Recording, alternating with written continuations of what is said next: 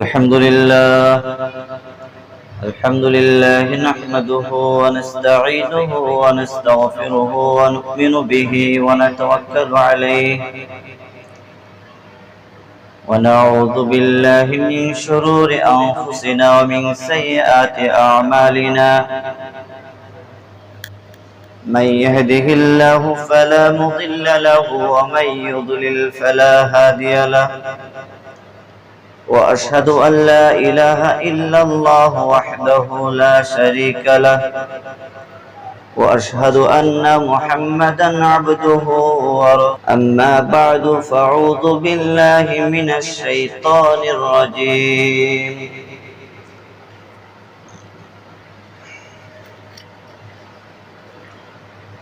وما ينطق عن الهوى إن هو إلا وحي يوحى وقال الله تعالى فليحذر الذين يخالفون عن أمره أن تصيبهم فتنة أو يصيبهم عذاب أليم قال الله تعالى وما آتاكم الرسول فخذوه وما نهاكم عنه فانتهوا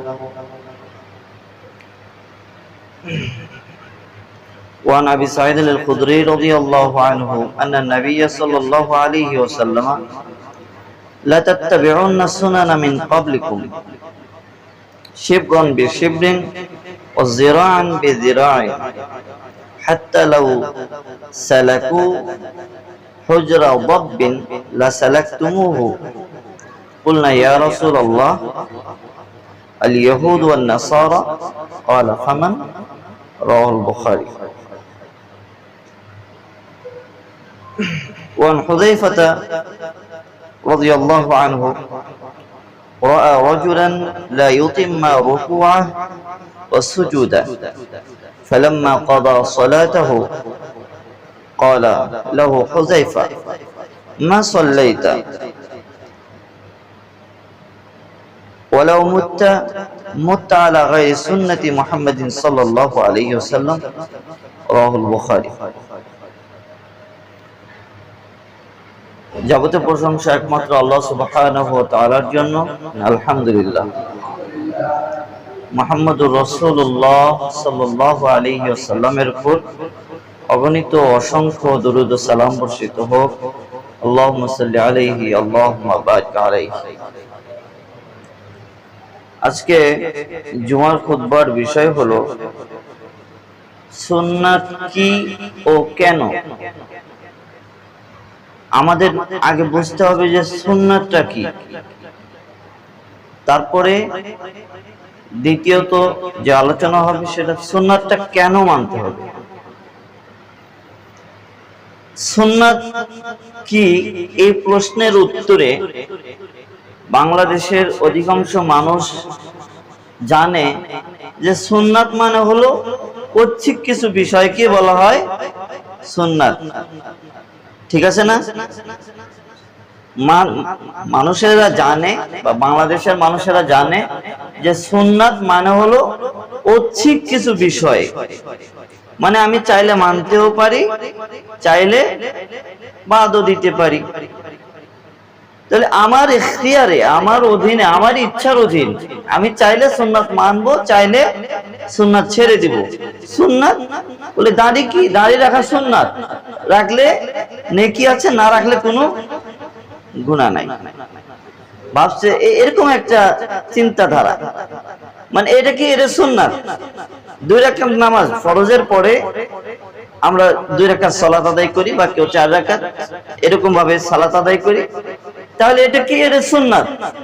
যদি পড়ো তাহলে নেকি হবে, না পড়লে কি আছে, গুনাহ নাই। ঠিক আছে না? জোহরের পরে যদি এই সুন্নাত গুলো না পড়ে তাহলে তার কি গুনাহ হবে? গুনাহ হবে না। তো এইরকম মানে সুন্নাত বললেই মনে হচ্ছে কিছু মানুষের কাছে মনে হয় যে সুন্নাত হলো ঐচ্ছিক কিছুকে বলা হয় সুন্নাত। কিন্তু সুন্নাত শব্দ তো একটা, এর প্রয়োগ অর্থ অনেকগুলো। সুন্নাত কখনো হাদিসকে বলা হয় সুন্নাত। যখন আমরা বলি যে কিতাব ও সুন্নায় আছে, তখন বুঝতে হবে কিতাব এবং মুহাম্মদ সাল্লাল্লাহু আলাইহি ওয়াসাল্লাম রীতি পদ্ধতিতে এটা আছে। সুন্নাত মানে আমরা বুঝি ঐচ্ছিক কিছু, অথচ সুন্নাত শব্দটা বিভিন্ন ক্ষেত্রে ব্যবহার হয়। এমনকি সুন্নাত একটা অপরিহার্য অর্থে ব্যবহার হয়, সেটা হলো এই যে সুন্নাত যখন রীতি নীতি পদ্ধতি এই অর্থে ব্যবহার হয়, তখন আপনাকে বুঝতে হবে যে এই সুন্নাত মানে আর সাধারণ ঐচ্ছিক কোনো সুন্নাত নয়। রীতি নীতি পদ্ধতি যখন অর্থ হবে, তখন আপনাকে বুঝে নিতে হবে যে এগুলো ফরজের অন্তর্ভুক্ত। কথা কি বুঝতে পারছেন? যেমন আমরা জানি সালাত আদায় করা কি ফরজ, সিয়াম রাখা ফরজ, হজ করা ফরজ, যাকাত দেওয়া ফরজ। এগুলো কিন্তু প্রত্যেকটি ফরজ ইবাদত। এখন এখান থেকে এগুলো কিভাবে মানবেন? এগুলোর তো একটা পদ্ধতি আছে, তাই নাকি? এই পদ্ধতিগুলো এখন কোত্থেকে নেবেন? এগুলোই হচ্ছে, এই পদ্ধতিগুলোর নামই হচ্ছে সুন্নাত। এখন আপনি 2 রাকাত সালাত আদায় করবেন। সালাত আদায় করার জন্য আপনি নিজের খেয়াল খুশি মতো যদি সালাত আদায় করেন, নিজের খেয়াল খুশি মতো, মানে নিজের মনে যে রকম পদ্ধতি চায় সেরকম ভাবে আপনি সালাত আদায় করলেন, সালাতটা কি ফরজিয়াত আদায় হবে? 4 রাকাত সালাত আদায়, অথবা ফজরের 2 রাকাত, অথবা আজকে জুমার সালাতে 2 রাকাত সালাত আমরা আদায় করব। এই 2 রাকাত সালাত আমরা যে আদায় করব, এই ক্ষেত্রে যদি আমরা মনে করি যে নামাজ ফরজ কিন্তু পদ্ধতি তো আর ফরজ না, তো নামাজ পড়লাম যেন তেন, কি রুকু হলো, সিজদাও হলো, সবই হলো, কিন্তু মুহাম্মদ সাল্লাল্লাহু আলাইহি ওয়াসাল্লাম যেই পদ্ধতি, যেই রীতিনীতি, যেই তরিকা দিয়েছেন, এই তরিকা অনুযায়ী হলো না, তাহলে এই সালাতটা কি ফরজিয়াত আদায় হবে? আপনি তো পড়লেন, তাহলে সুন্নাত মানে কি ঐচ্ছিক কিছু হলো? মানে আপনার ফরজের সাথে সুন্নাতের সম্পর্কটা কেমন, আর ফরজের সাথে সুন্নাত কিভাবে মানতে হবে, এখন আপনি এখান থেকে বুঝে নেন। সুন্নাত মানে নফল কিছু নয়, সুন্নাত মানে হচ্ছে পদ্ধতি, সুন্নাত মানে হচ্ছে রীতিনীতি। এখন আপনি বিদ্যুৎ অফিসে গিয়ে আবেদন করবেন, আপনি একটা ছোট্ট একটা কাগজে লিখলেন যে অফিসার সাহেব, আমার বাড়িতে বিদ্যুতের প্রয়োজন, আপনি তাড়াতাড়ি আমাকে বিদ্যুৎ দিবেন। একটা কাগজে লিখে ওখানে রেখে চলে আসলেন, আপনাকে বিদ্যুৎ দেবে? কেন দেবে না বলেন তো? এই পদ্ধতিতে আপনার দরখাস্ত কবুল করা হবে না। দরখাস্ত করতে হলে তাদের কিছু নিয়ম নীতি আছে, তাদের কিছু পছন্দনীয় কিছু পথ পদ্ধতি আছে, ওই নিয়মগুলো মেনে আপনাকে দরখাস্ত করতে হবে। 2004 সালে অথবা 5 সালে হবে, আমি তখন ক্লাস 5-এ পড়ি। আমরা অনেকেই দরখাস্ত লিখতে পারতাম না, ছুটি কিভাবে নিতে হয়, ছুটির দরখাস্ত লিখতে পারতাম না। তো প্রিন্সিপাল স্যার আমাদেরকে বললেন যে যদি বাড়ি যাওয়ার ইচ্ছা থাকে তাহলে এমন একটা দরখাস্ত লিখতে হবে যেই দরখাস্তে একটা কাটাও থাকা যাবে না। মানে লিখতে লিখতে একটা শব্দ যে ভুল করবেন, ভুল করে কেটে দিয়ে নতুন করে আবার ওই শব্দটা লিখবেন, এরকম যদি কোনো হয় দরখাস্ত হয়, তাহলে ওই দরখাস্ত দিয়ে ছুটি হবে না। উনি বলেই দিলেন যে ছুটি দিয়ে দেব, কিন্তু একটা দরখাস্ত নিয়ে আসতে হবে, যেই দরখাস্তর মধ্যে, যে আবেদনের মধ্যে একটা শব্দ কাটাকাটি হবে না। তো আমরা সবাই ক্লাসের সবাই প্রায় 2-1 জন বাদ দিয়ে সবাই আরো ইচ্ছা করেই ছুটি নেওয়া শুরু করলাম।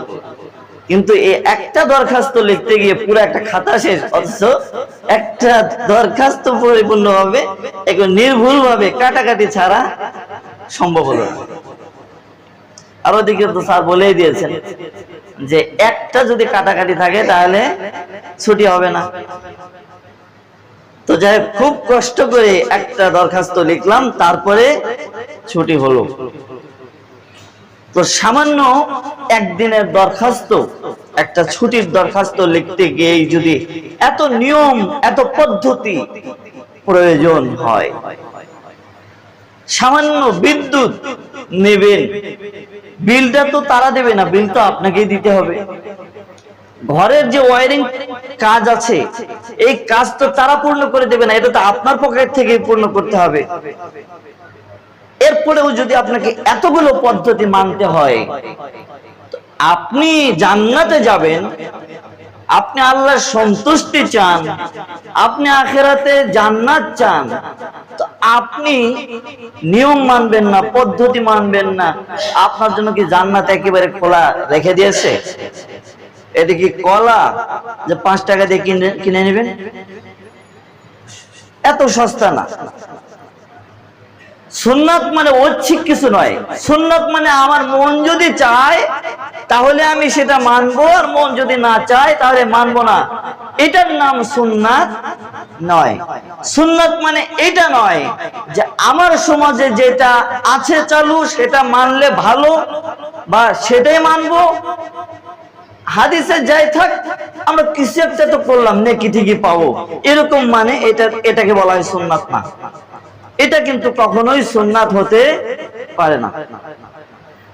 আপনার যদি অন্তরে জান্নাতের পিপাসা থাকে, আপনার অন্তরে যদি এরকম ইচ্ছা থাকে যে আমাকে জান্নাতে যেতে হবে, আমি জান্নাতে যেতে চাই, আমি জাহান্নাম থেকে বাঁচতে চাই, তবে আপনাকে অবশ্যই একটা তরিকা, একটা পদ্ধতি, একজনের পদ্ধতি অনুসরণ করতে হবে।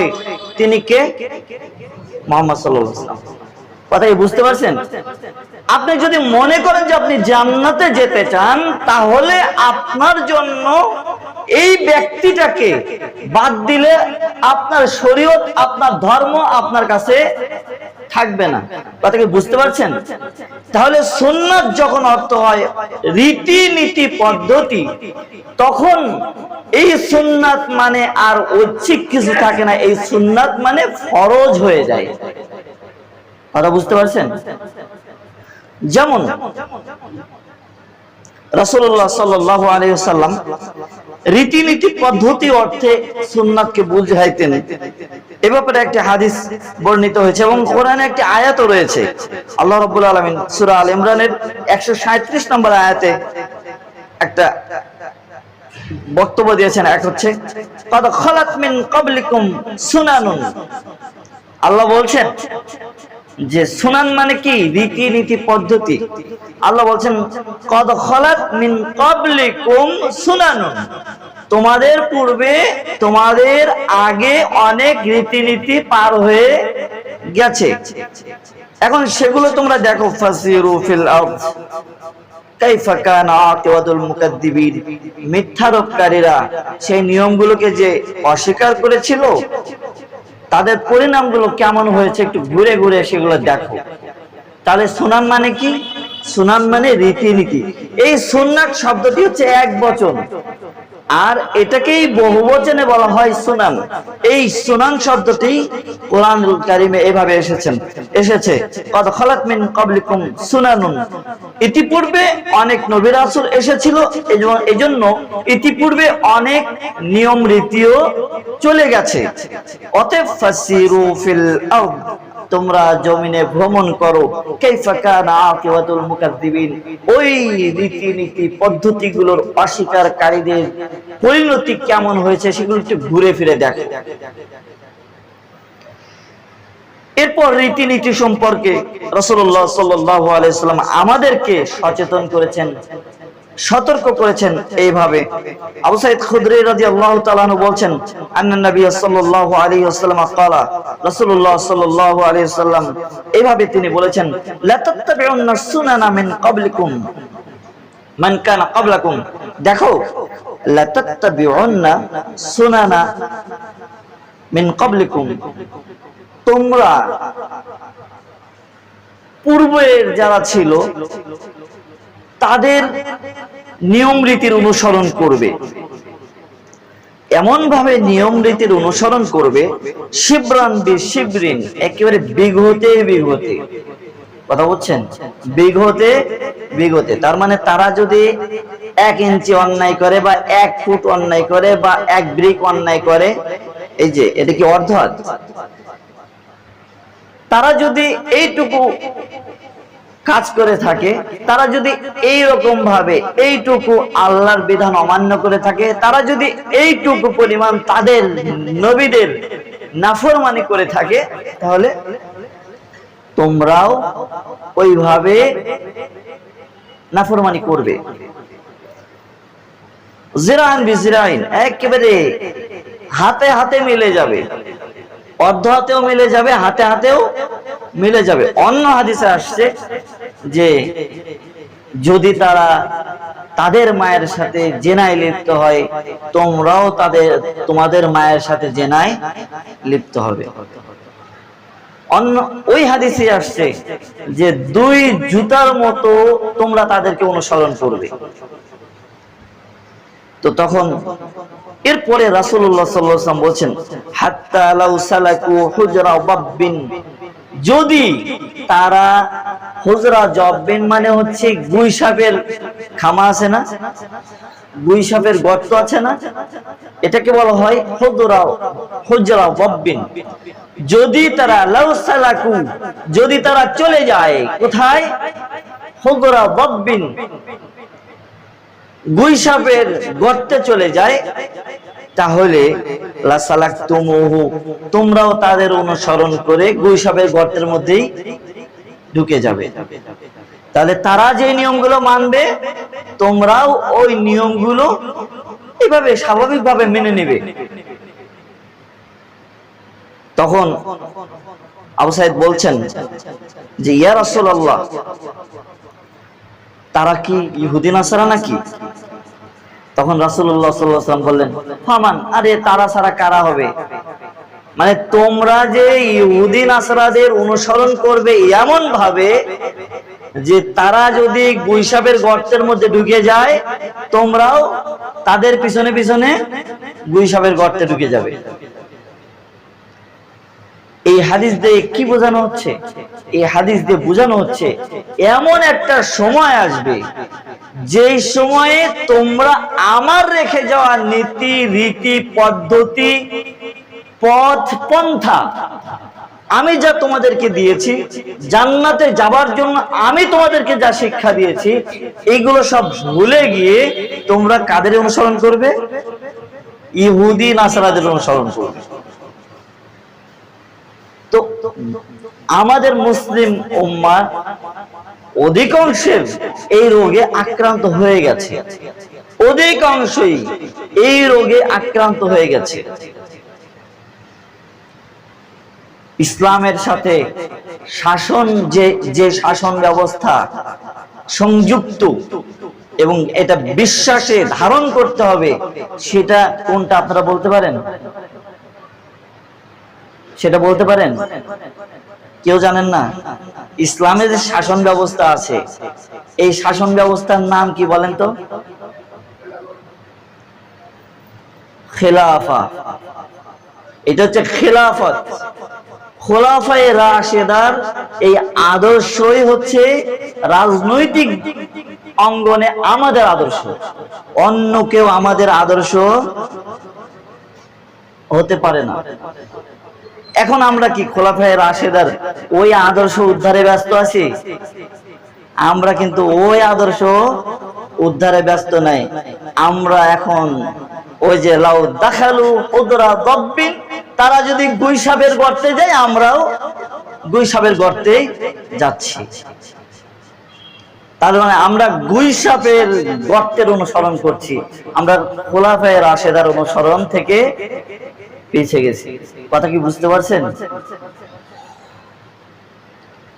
আমরা যে বলি, স্পষ্ট করেই বলি যে ইসলামে যে আদর্শ, খোলাফায়ে রাশেদার যে আদর্শ, এই আদর্শ ব্যতীত কোন আদর্শই মুসলিম জাতির আদর্শ হতে পারে না। ওই আদর্শের ব্যাপারে রাসূলুল্লাহ সাল্লাল্লাহু আলাইহি ওয়াসাল্লাম মৃত্যুর মাত্র কিছুদিন পূর্বেই তিনি আমাদেরকে কঠিনভাবে নসিহত করেছেন। কিভাবে? সাহাবীরা বলছেন যে ফাওয়াদানা মাউইযাতুন বালিগা, রাসূলুল্লাহ সাল্লাল্লাহু আলাইহি ওয়াসাল্লাম আমাদের সাথে সালাত আদায় করলেন। সালাত আদায় করে আমাদের দিকে আকবালা আলাইনা, আমাদের দিকে ঘুরে বসলেন। অতঃপর ফাওয়াদানা মাউইদাতাম বালিগা, একেবারে এমন একটা ভাষণ দিলেন, যারাফাত মিনহাল উয়ুন ওয়াজিলাত মিনহাল কুলুব।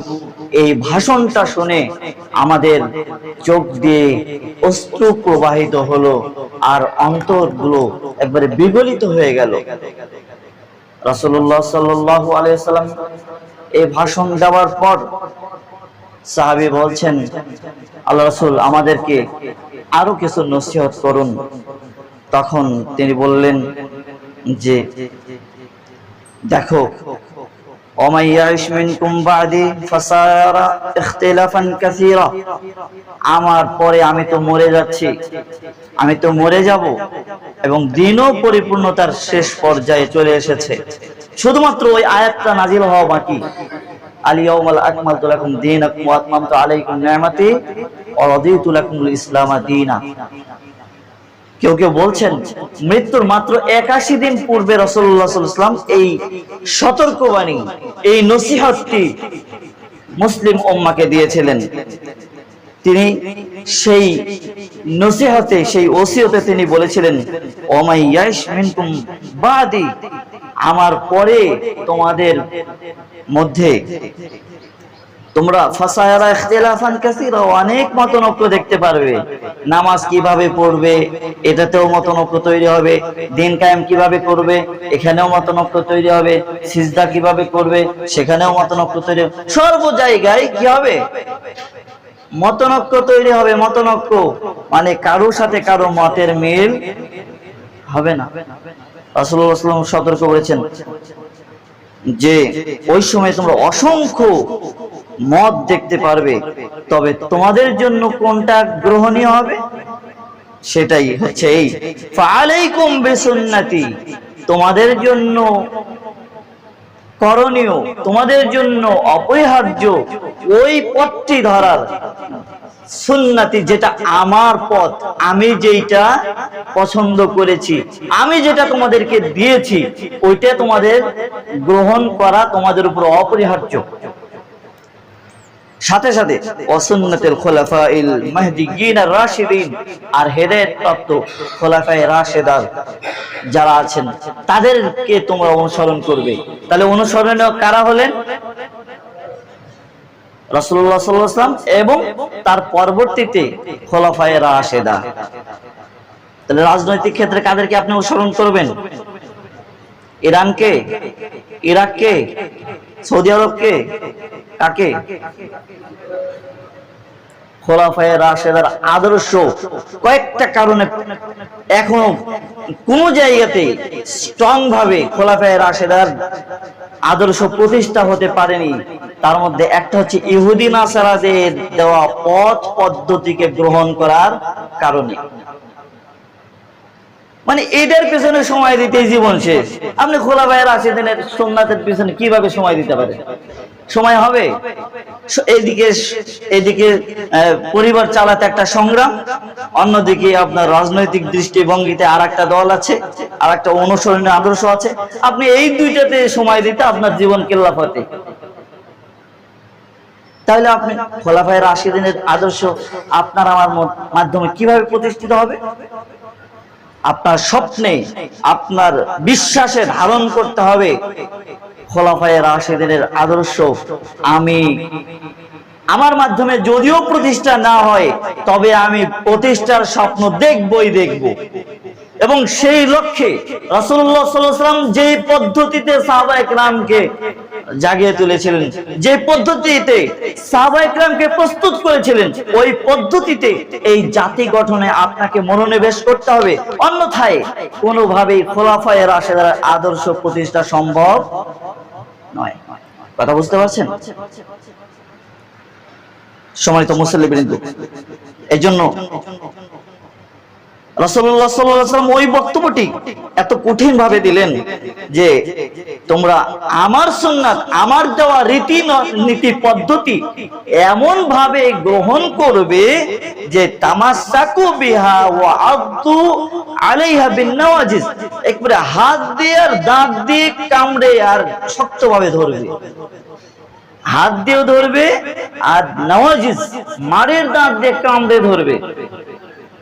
হাত দিয়ে ছুটে যেতে পারে, সামনের দাঁত দিয়ে যদি ধরেন তাহলে কি সামনের দাঁত উপড়ে যেতে পারে, ভেঙে যেতে পারে। কিন্তু যখন মারের দাঁতে কোনো হাড্ডি ধরেন তাহলে কি সেটা ছুটে যায়? রাসূলুল্লাহ সাল্লাল্লাহু আলাইহি ওয়াসাল্লাম সুন্নাতের ক্ষেত্রে তার দেওয়া নীতি রীতি পদ্ধতি হুকুম আহকামের ক্ষেত্রে এইভাবেই তিনি বলেছেন, তামাসসাকু বিহা ওয়া আদু আলাইহা বিন নওয়াজিজ, হাতেও তোমাকে ধরতে হবে, দাঁত দিয়ে তোমাকে কামড়ে ধরতে হবে, মারি দাঁত দিয়ে তোমাকে কামড়ে ধরতে হবে। এটার নাম হচ্ছে সুন্নাত। সুন্নাত মানে ওই যে শুরুতে বললাম, সুন্নাত মানে আমরা মনে করি মানলে নেকি আছে, না মানলে নেকি নাই। সুন্নাত মানে মানলে নেকি আছে, না মানলে নেকি নাই। এই যে বিশ্বাস, এই বিশ্বাসই আপনি শরীয়ত থেকে পিছনে পড়ে আছেন। সুন্নাত আপনাকে এমন ভাবে ধারণ করতে হবে, মনে রাখবেন সুন্নাত এবং ফরজ এটা অবিচ্ছেদ্য একটি অংশ। এটাকে যদি বিচ্ছিন্ন করেন তাহলে আপনি ফরজ কায়েম করতে পারবেন না। আপনি ওযু করবেন, ওযু করার জন্য কোরআনে কি আছে? কোরআনে আল্লাহ বলছেন যে যখন তোমরা ইযা কুমতুম ইলা সালাহ ফাগসিলু ওযুহাকুম ওয়া আইদিয়াকুম ইলাল মারাফিক ওয়ামসাহু বিরুসিকুম ওয়া আরজুলাকুম ইলাল কাবাইন। কি বলছে? যখন তোমরা ওযু করবে, ইযা কুমতুম ইলা সালাহ ফাগসিলু ওযুহাকুম, মুখ ধৌত করবে। তা আমরা কি আগে মুখ ধুই? তাহলে আগে কি ধুই? কোরআনে যা আসলো যে যখন তোমরা নামাজে দাঁড়াবে, ইযা কুমতুম ইলা সালাহ ফাগসিলু ওযুহাকুম, ওযুহুন মানে চেহারা, তাহলে ফাগসিলু গোসল, মুখ ধৌত করো, মুখে গোসল করো। তাহলে মুখ ধুয়ে দিলেন, তাই না? মুখ ধুলেন, তারপর ফাগসিলু ওযুহাকুম ওয়া আইদিয়াকুম ইলাল মারাফিক, কোন পর্যন্ত ধুলেন। ওয়ামসাহু বিরুসিকুম, মাথা মাসেটা করলেন। ওয়া আরজুলাকুম ইলাল কাবাইন, ওই যে পায়ের টাকনু পর্যন্ত ধুইলেন। তাহলে হাত ধুইলেন, কুলি করলেন, এলাকানে গেল। তার আগেও তো একটা আছে, কি? বিসমিল্লাহ।